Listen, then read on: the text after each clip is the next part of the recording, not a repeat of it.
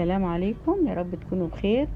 النهاردة طبعا كله عارف كده من شكلها الحاجة الجميلة اللي كلنا بنحبها، الفلافل، بس بطريقة مختلفة وبطعم جميل مختلف، احلى من بتاعة المطاعم وانضف واوفر، برضو من سلسلة فيديوهات التوفير والتدبير. وهنعملها وهنفرزها رمضان، وبتبقى جميلة جدا، لان دلوقتي القرص الصغير بقى بجنيه و2 جنيه، واحنا جبنا هنا ب10 جنيه فول.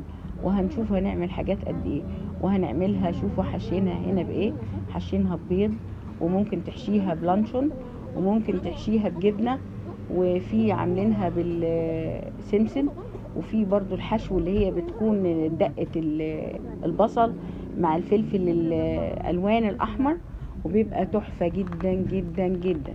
يلا بينا، المقادير هنقول لكم عليها، ما تحطيش اي خضار فيها، لا هنحط بس الكرات وبصلايتين صغيرين، ده اقل من نص كيلو، لان هو كان نص كيلو وانا خدت منه كمية بحطها في الفول، ودول فايضين قلت انا اعمله واوريه لكم عشان ايه، لتفريزات رمضان. طبعا انا هعمل شوية تاني، بس دول قلت اوريه لكم على السريع. هنا جبنا هنعمله في الكبة، او ممكن تعمليه في الخلاط عادي جدا. بنجيب البصلتين بس، ما تكتروش البصل عشان خاطر ايه، هتشوفوا لما تتقلي ما تاخدش ولا نقطة زيت، هتشرب.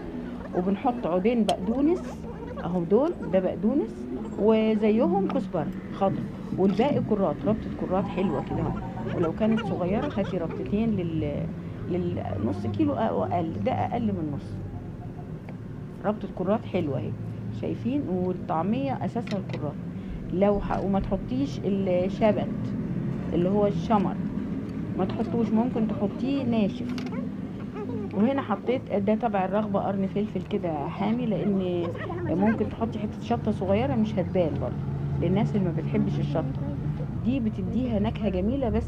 وحطيت كزبرة صحيحة. هنا بقى هنبتدي نخلطه، هنديله مرتين، يعني دلوقتي حطينا نص الكمية، وبعد ما نخلط النص الكمية دي في الكبة هنخلط النص التاني ادي، وبنزلها كده الجوانب دي بالمعلقة او بالاسباتيولا عشان خاطر اللي من تحت بيكون انعم، فبحاول اقلبه واديله ضربتين تاني. وبعد كده بجيب الكمية التانية وبرضو اطحنها، وبعد ما بنخلص طحن بنطحنه مرة تاني من غير لا ملح ولا اي حاجة ولا كربونات ولا حاجة.